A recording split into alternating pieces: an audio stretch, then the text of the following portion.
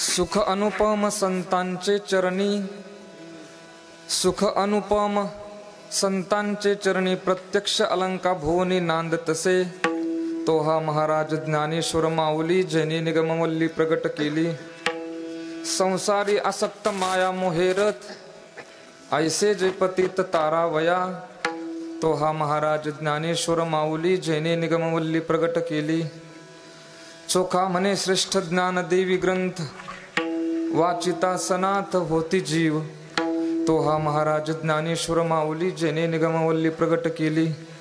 श्री विठ्ठलम सुकरुणार्णवमाशुतोषम, दीनेष्टपोषमग संहति सिंधुशोषम, श्री रुक्मिणी मतिमुषम पुरुषम परंतम, वंदे दुरंत चरितम हृदि संचरंतम. नमामि सद्गुरुं शांतं सच्चिदानंद विग्रहं, पूर्ण ब्रह्म परानंदम ईशमालंद्य वल्लभम. नमो सद्गुरु तुकया ज्ञान दीपा, नमो सद्गुरु सच्चिदानंद रूपा, नमो सद्गुरु भक्त कल्याण मूर्ती, नमो सद्गुरु भास्करा पूर्ण कीर्ती. जयांचे केले स्मरण, होय सकळ विद्यांचे अधिकरण, तेच वंदू श्री चरण श्री गुरूंचे ते नमस्कारो ने आता. श्री संतांची या माथा चरणावर,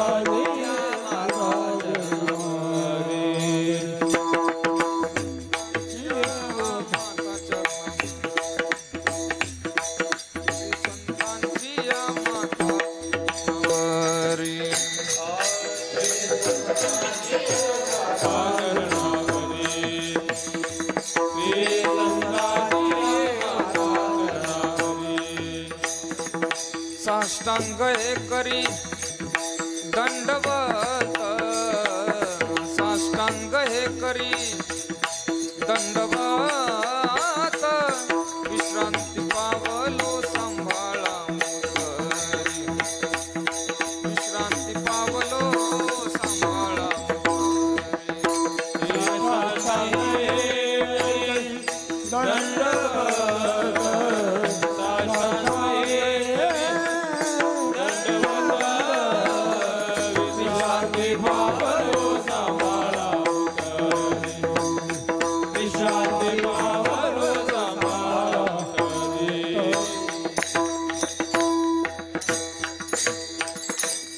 सुख अनुपम संतांचे चरणी प्रत्यक्ष अलंका भुवनी नांद तसे, तो हा महाराज ज्ञानेश्वर माऊली ज्याने निगमवल्ली प्रगट केली. सेवेकरता निवडलेला अभंग.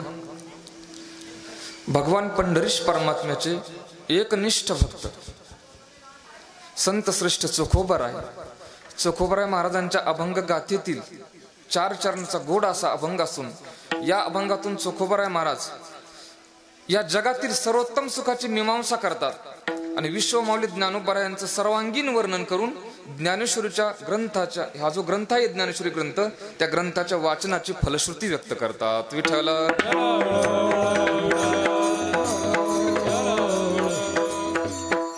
सेवेला सुरुवात करण्यापूर्वी थोडासा परिहार द्यायचा, तो म्हणजे असा. प्रतिवर्षाप्रमाणे संपन्न होत असणारा हा अखंड हरिनाम सप्ताह याही वर्षी कोण बोलतोय?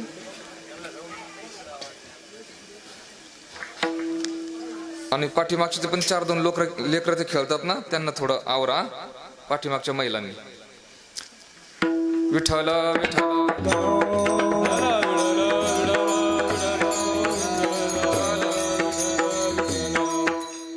सेवेला सुरुवात करण्यापूर्वी थोडासा परिहार द्यायचा, तो म्हणजे असा. श्री क्षेत्र आपलं हा ना, हे गाव गोड आहे गड्या. मला इथं आल्यानंतर इतकी प्रसन्नता वाटली ती म्हणजे बजरंगबलीची मूर्ती पाहून. इतकी सुंदर मूर्ती आहे.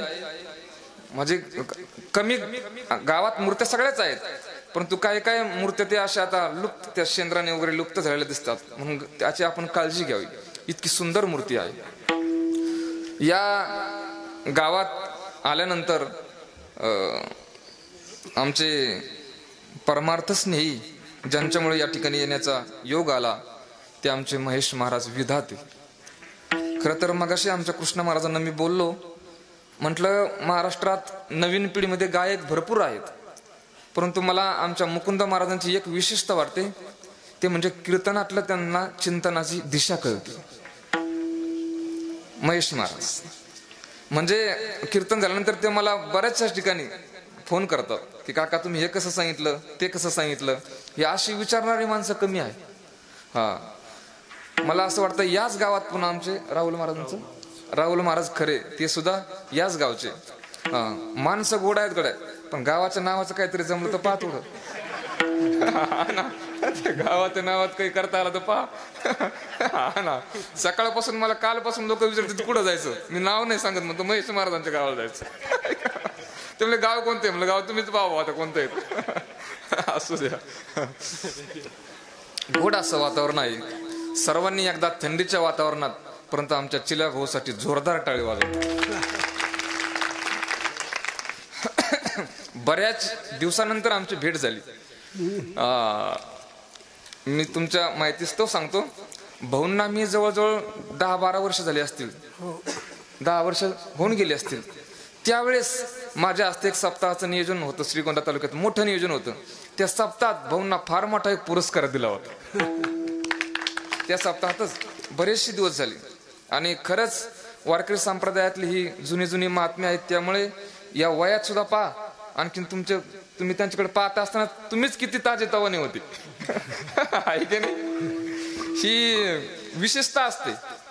ही जी उत्साही माणसं दिसतात नाही, ही उत्साही माणसाकडे पाहून आपण जगलं पाहिजे. त्या क्षेत्रातले तर काही माणसं कायम निरुत्साही आहेत, त्यांच्या सोबत जाऊ नका.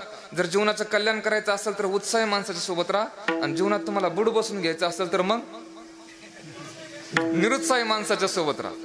आमचे एक मित्र सुद्धा आहेत, ते मला नेहमी म्हणतात, युवराज भाऊ, म्हटलं का माझं कीर्तन उठतच नाही हो. अरे म्हटलं तूच झोपलेला कीर्तन काय उठन, आहे की नाही? म्हणजे या वयात भाऊनी इतकी गोड चाल गायली. पाठीमागे त्यांना एकदम सुंदर अशी साथ दिली ते आमचे उद्धव महाराज. महाराजांनी सुद्धा भाऊंना पोषक अशी साथ, खूप सुंदर साथ केली. त्याचबरोबर आमच्या गावातील आता सर्व अशोक महाराज मुंडवाडीकर. बरं महाराजांचं मार्गदर्शन आहे. महाराजांचं मार्गदर्शन आहे. त्याचबरोबर ही आमची छोटी ही बालगोपाळ सर्व भजनी मंडळी, आणि ज्यांच्याकडे मी संध्याकाळी मी शक्यतो जेवत नाही, कॅमेऱ्यासमोर सांगतो, पण ज्यांनी एक आमचे बालपणीचे मित्र आहेत, सुंदर आम्हाला, म्हणजे तुम्ही म्हणता तुम्ही जेवण आले बोल का, मी जेवत नाही, परंतु आमचे परमार्थातील एक परमस्नेही परममित्र, वारकरी संप्रदायात जवळजवळ बऱ्याचशा महाराज मंडळीवरती ज्यांचं अंतःकरणापासून प्रेम आहे, आमचे कृष्णा महाराज यांची आपल्या शेजारी ती संस्था आहे, हातनूरला संस्था आहे. महाराजांचं या ठिकाणी आगमन आहे. त्याचबरोबर आमचे मृदंगाचार्य अमोल महाराजांचं सुद्धा अत्यंत गोड वादन आहे. गोड महाराजांनी पखवाज वाजवला. आमचे हार्मोनियम वादक आहेत. आणि आमचा छोटासा तो विनेकरी खतरनाक आहे गड्या. कातीन सांगते ना, काही लोक व्यापारी जनावर कसं पाहून घेतात त्याची कातीन पाहतात. काही कातीने सांगते गळालेले गळे. हो, म्हणून उत्साही माणसं आहेत सर्वच आमचे पुरुष वर्ग, या साईडने सर्व बसलेले पुरुष वर्ग, आणि सर्वच आमच्या या मुख्यमंत्र्याच्या लाडक्या बहिणी इमानदार आहेत गड्या. पण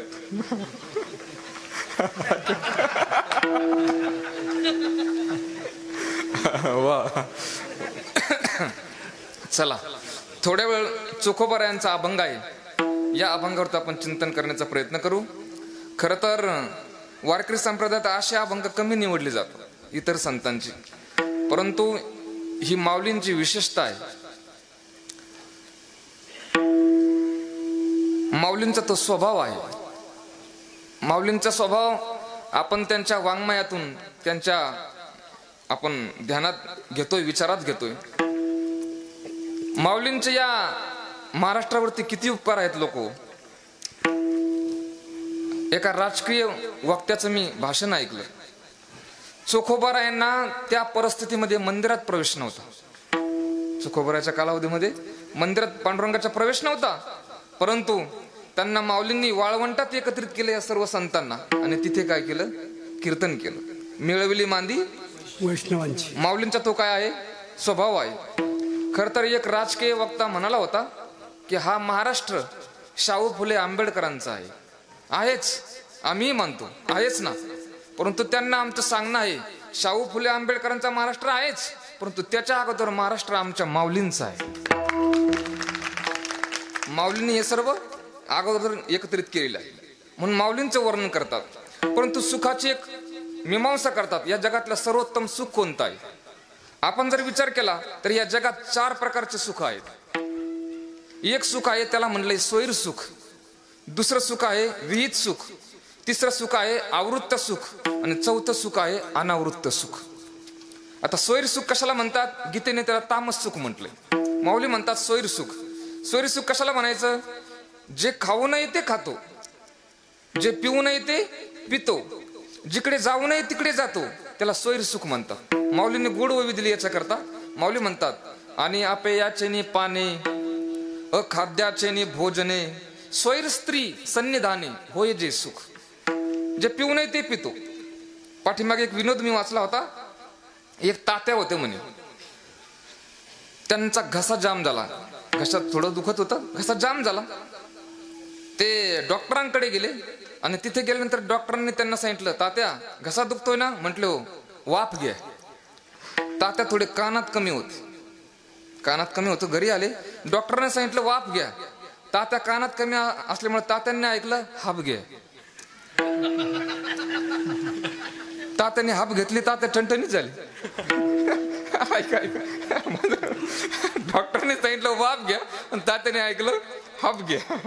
म्हणजे जे पिऊ नये तो पितो, जिकडे जाऊ नये तिकडे जातो. माऊलीची भाषा काय आहे पा? माऊली म्हणतात स्वैर स्त्री सन्निधाने. आपल्या स्त्रीमध्ये नाही, स्वैर स्त्री सन्निधाने होय जे सुख. सुख आहे ते स्वैर सुख आहे.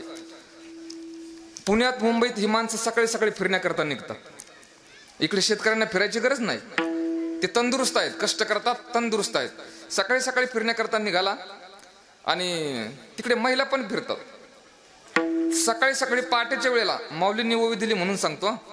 माऊली पहाटेच्या वेळेला त्याला एक स्त्री तिकडे गुड मॉर्निंग म्हणाली. पुढे पहाटे फिरत असताना हे खुश झालं वो. घरी आलं, चेहऱ्यावर थोडा आनंद होता. बायकोने ओळखलं, म्हटलं तुमच्या चेहऱ्यावर ते आनंद जास्त दिसतोय आज, काय कारण? तो म्हटलं काय नाही. आता प्रत्येक महिलांना आपापलं गिराईक माहित राहतं. ती म्हणली नाही नाही, आज तुम्ही जास्त खुश दिसताय, काहीतरी कारण आहे. तो म्हटलं काही नाही का? सांगा ना हो, सांगा ना. त्याने सांगितलं, म्हटलं काय नाही, सकाळी फिरायला गेलो होतो ना, एक स्त्री मला गुड मॉर्निंग म्हणाली. तिने सांगितलं अहो ती मीच होते.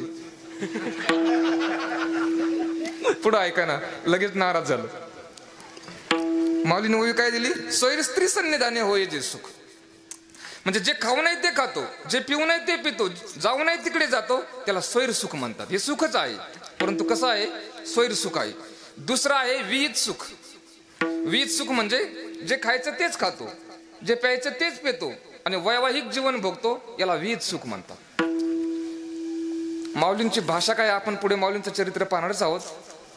माऊलींची भाषा आहे लोक हो. या जगातले बरेचसे औषध माऊलींच्या ज्ञानेश्वरीच्या ओवीमध्ये आहेत.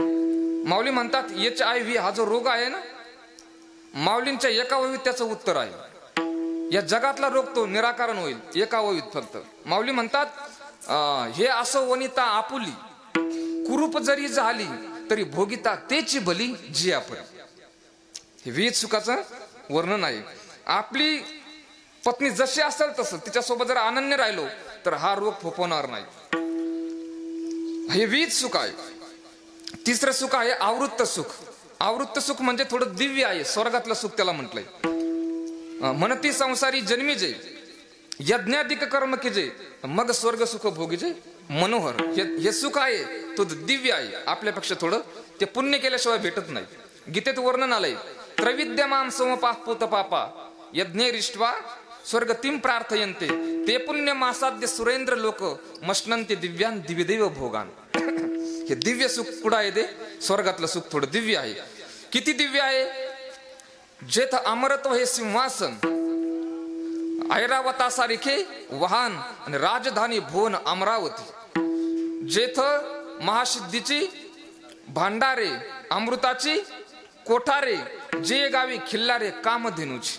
हे सुख आहे, दिव्य सुख आहे. परंतु या सुखाला नाश आहे. गीता सांगते अनित्यम सुखम लोक. हे सुख जे आहेत ना, याला नाश आहे आणि क्षणिक आहेत. परंतु या जगातलं सर्वश्रेष्ठ सुख जर कोणतं असेल तरी आत्मप्राप्तीचं सुख आहे, आत्मज्ञानाचं सुख आहे. म्हणून हरिहर ऐके ग्रंथ आहे. त्या ग्रंथात इतकं गोड वर्णन केलंय, माणसाने आत्मज्ञान प्राप्ती करता झगडावं, प्रयत्न करावे. तेजेत देकम कुलस्यार्थे. एखाद्या व्यक्ती कुळासाठी व्यक्तीचा त्याग करावा, गावासाठी कुळाचा त्याग करावा, देशासाठी गावाचा त्याग करावा आणि आत्मप्राप्तीसाठी साऱ्या जगाचा त्याग करावा. आत्मप्राप्तीसाठी तेजेत देकम कुलस्यार्थे आत्मार्थे कुलम तेजेत ग्रामम तेजेत जनपदार्थे आत्मार्थे जगत तेजेत. सर्वश्रेष्ठ सुख कोणतं आहे? तर ते आत्मज्ञान प्राप्तीचं सुख आहे. परंतु मग चोखोबारायांना विचारलं, महाराज तुम्ही म्हणताय आत्मप्राप्तीचं सुख सर्वश्रेष्ठ आहे, परंतु ते सुख नेमकं आम्हाला कुठं भेटल हो? त्या सुखाची मीमांसा, त्या सुखाची व्याख्या सांगतात चोखोबाराय अभंगाच्या पहिल्या.